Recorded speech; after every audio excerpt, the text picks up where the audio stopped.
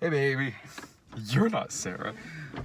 I forgot I was supposed to talk about this movie until like 10 minutes ago, because Sarah and I talked for a while about Kin. Please watch that video. So, did she like it or no? No. I could tell from the video because I was checking in every now and then. I was like, okay, when's he gonna be home? To see? And I saw like the still shot of Sarah like. Oh yeah, she's like that, and me like, ah! So, and then at the end of it, I was like, okay, we've been talking about Kin for a while, so I can go home and like chill and relax a bit. It was like, nope. Oh right, I saw Operation Finale last night. I completely forgot about that. And then I'm like, okay, so I'll be back in a few minutes to talk about Operation Finale. I don't want to talk about that. I want to talk to you about Kin. Holy shit. I'll talk to you about Kin later on. Yeah, I don't think that's what the people want to hear. No, I think they do. So, at the end of the last... No, it works out, because at the end of the last video, Sarah goes, oh, you saw Operation Finale. How was that? And I'm like, it was fine. I'm like, oh, I guess you don't need to watch that video now. To sum it up, it was fine. So, anyway, there's a part in Kin where James Franco goes and Kin, pisses on the convenience store floor. Yeah, I'll talk about that again later on. But, like, okay, so that movie is all I have on my mind right now. So yeah, I'm now you're really intriguing my interest. Jesus Christ. So... Okay, well, let's talk about this movie, because... Alright, let's talk about... I'm really tired, and I've got to tell you about Kin afterwards. Yeah, and I'm really, really tired. We have to wake up early to go somewhere, so... This movie won't take very long to talk about. So it's about Nazis, the end. It's about Nazis, the end, and it's fine. So, okay, I was a little leery going into this movie, because I only got a trailer for this film. Oh, by the way, I didn't see this movie. No, she didn't see it. I saw this last night. Searching and Papillon aren't playing in Springfield, so... Papillon. I'll have to try to see that next week, but maybe by going out of town or something. But those two didn't come to Springfield, but Operation Finale and Kin did. So, Operation Finale, I'd only... first heard of this movie like a week or so ago when we got a trailer for it in front of I don't know, but when the trailer was on, I was like, oh, okay, Oscar Isaac is a dude who has a team and they're hunting down Adolf Eichmann, who's played by Ben Kingsley. I'm like, all right, this looks cool, this looks interesting, probably coming out in November or something. And then the release date it gave was like in a week. I'm like, that was kind of a red flag for me. I was like, okay, I haven't heard about this movie until just now. Yeah. Like a month before it was... Not even a month, like at least like a week or two. And I was like, okay, this sounds like... The last time that happened... kind of a red flag when a movie is going to be released late summer and you just heard about it, and it's also another goddamn World War II movie. Don't get me wrong, I like those kind of movies, but I'm like, can you just do something else? Another war? I'm looking forward to Overlord coming out, but, so, yeah, and I was like, the last time I remember that happening was when I got the trailer for Tulip Fever, and was like, oh, that'll probably come out in award season. It's like, oh no, it comes out in like 3 days. Okay, this movie is better than Tulip Fever. So this movie is, when it starts out, this movie's kind of a mess. So... yeah, you said it started out. So it takes place in 1960.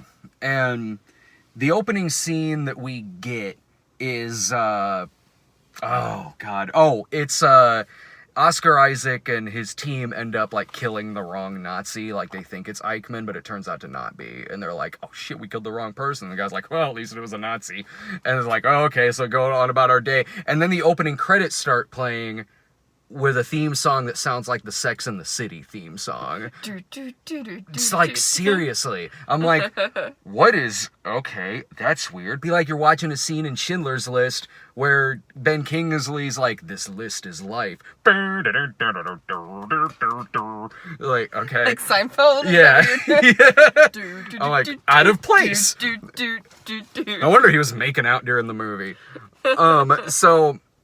I'm like, all right, this is off to a rough start. And then it gets into this young girl who starts having this kind of romance with a blonde-haired guy named Klaus, who's German, living in Argentina. And it turns out the guy's a Nazi, the son of a Nazi, because this is taking place in 1960, and this guy is like maybe late teens or in his 20s. So like he's the son of a Nazi, unapologetic about how much of a Nazi he is. So the girl goes to his house, or no, he goes to her house where he's meeting her dad, and Dad's like, so you're from Germany? And he's like, yeah, Germany used to be good, but all them Jews keep coming back. They're like mushrooms that keep showing up after a rain. Is this R? No, it's a PG-13. I hate it when they do that. Well, the movies, it's not a battlefield. Movies are PG-13. Yeah, but it's not, it makes sense. It's not a battlefield movie. But like, anyway, like that happens. I'm like, whoa, you're dropping the Nazi guns real quick on this date. What an impression you're leaving here. At least he was honest. Grandpa's, like, right away. I'll give you that. Like, better to be honest about that kind of thing and up front. So Grandpa's like, and then she goes up, but Grandpa turns out is Jewish, and so is the girl, and so he reports this kid, but the girl goes on like a second date with him where they go to like an actual Nazi rally. Yeah, they go to an actual like Nazi rally where again they're like, oh man, them Jews suck. Sieg Heil, Sieg Heil. Where they're just doing that, and the girl leaves like, I don't know, not my scene. So the girl leaves. I can look past this. Oh, well, she comes back to him later on. She's like, hey, look, maybe that was rude of me to leave earlier. And you know what? Let's give it a chance. Then maybe he'll get past this. She tells him, she's like, I should probably tell you I'm Jewish. And this is... Oh, so she's Jewish. This is right after she meets Ben Kingsley as Adolf Eichmann, the fucking architect. So she meets Eichmann, not knowing that that's who it is, and because she actually kind of likes him because the young kid is like, you get out of here, you made a fool of me at that Nazi rally. Eichmann takes him and slams him up against the wall and is like, you show some respect to this lady. And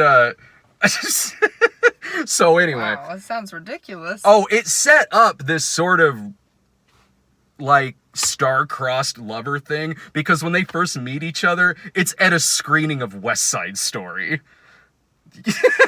Where like the scene that they're watching, like you didn't tell me your parents were black or something. That's not the line they say in the movie, it's but like someone like is black is dating like a guy that's from the KKK, like why? And they meet at West Side Story.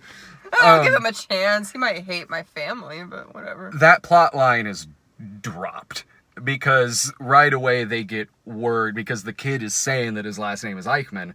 So right away, Oscar Isaac and his team, who's Nick Kroll and Melanie Laurent from Inglourious Basterds, a bunch of stuff, they get pretty good word that Adolf Eichmann is here living in Argentina, I believe. So the first hour is them kind of assembling their team and going into the country, trying to find out where he is and trying to figure out the best way to snatch him because they have to do it illegally.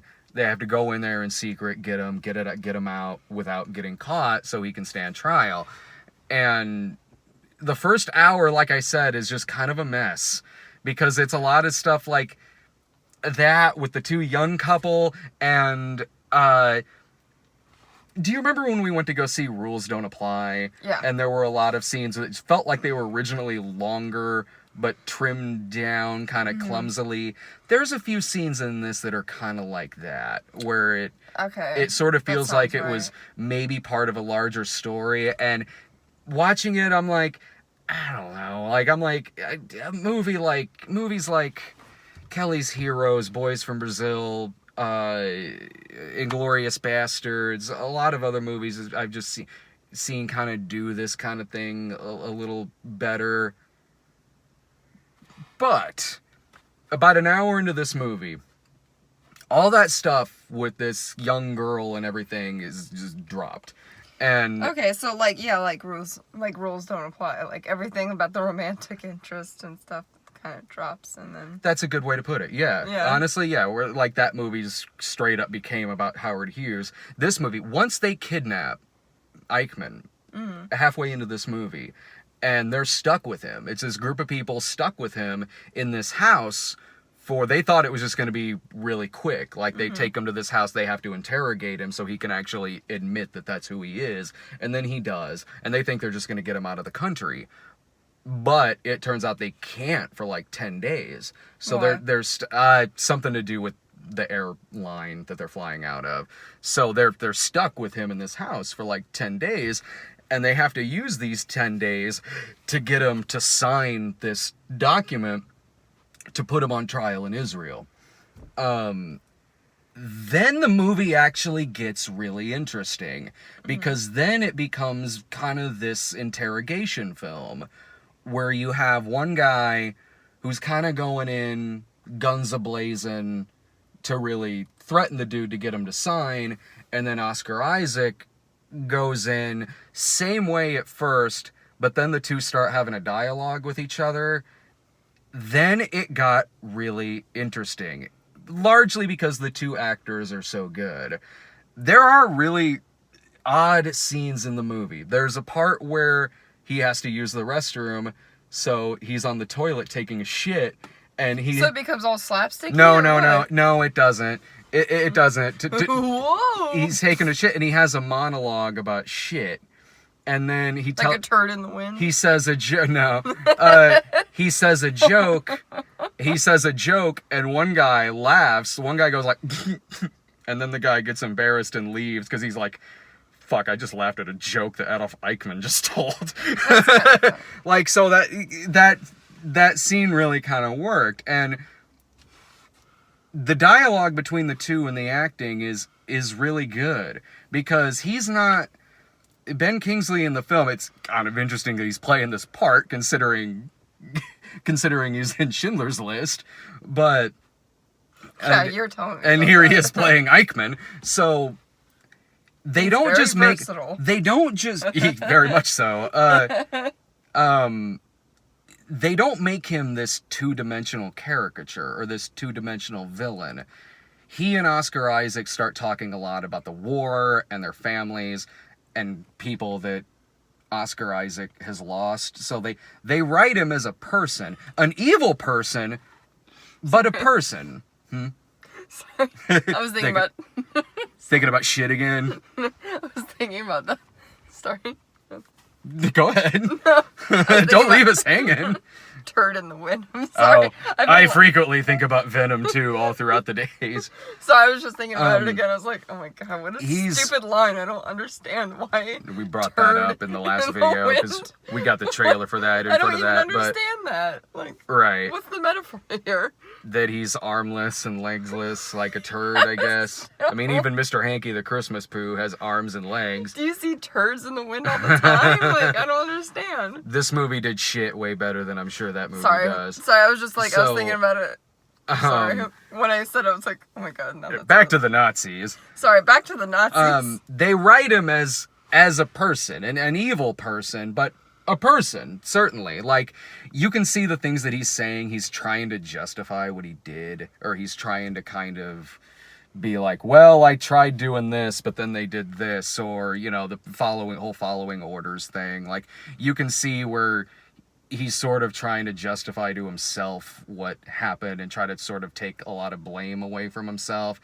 And he's frequently, but then he'll say other stuff where it's like, yeah, this is still an evil guy, but he's not, but he's not written as a cartoon. He's written as a guy who did exist in history. So he did a good job. No, he was great. Okay. He was great, and his part was written well too. When it gets to the second half, and you just see this sort of mind play going back and forth between him and Oscar Isaac, where all he has to do is just try to get him to sign this paper, then no, it starts to become an interesting movie. In the last part of it, it just straight up turns into Argo.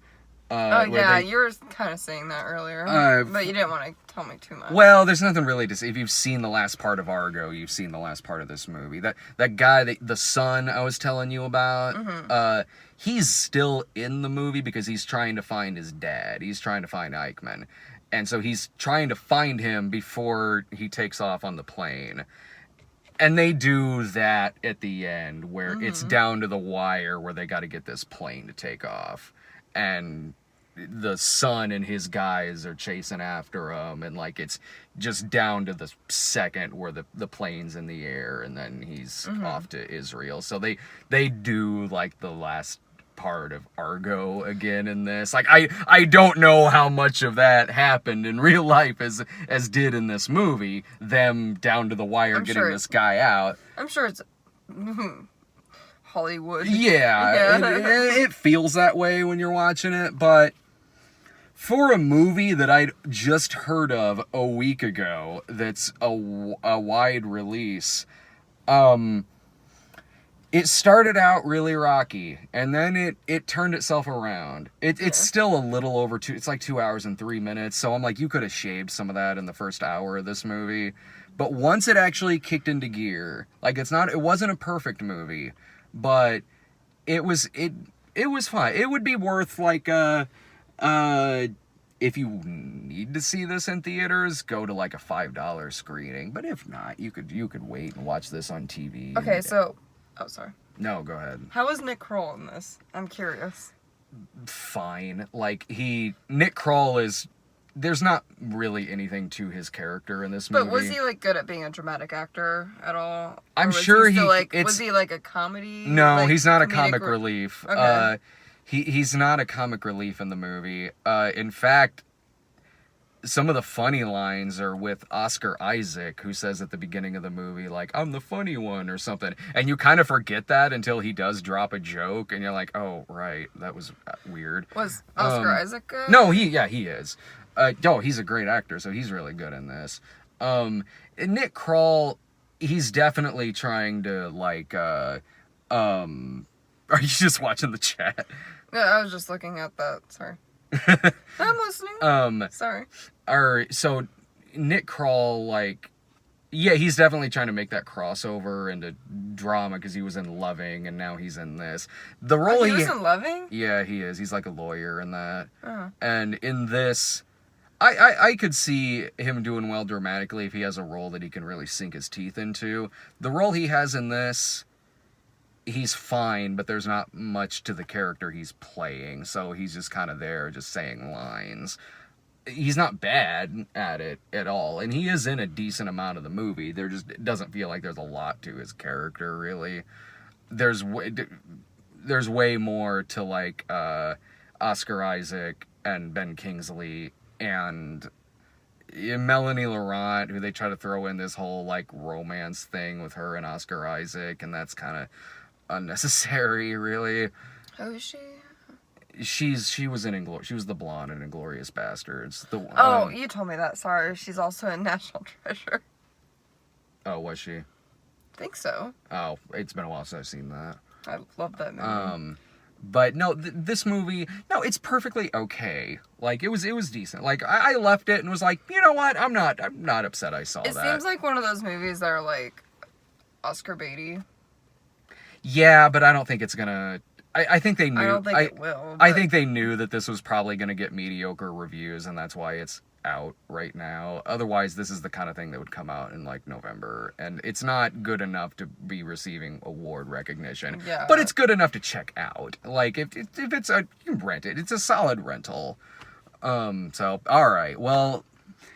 Next week, I'll try to see... early next week, I'll try to see... Papillon and Searching, but like I said, they're not playing in Springfield, so I'll try. Anyway, thanks a bunch, everyone, for watching. You're welcome. Thank you for listening to me talk about Nazis again. Again. All right, guys, take Bye. care.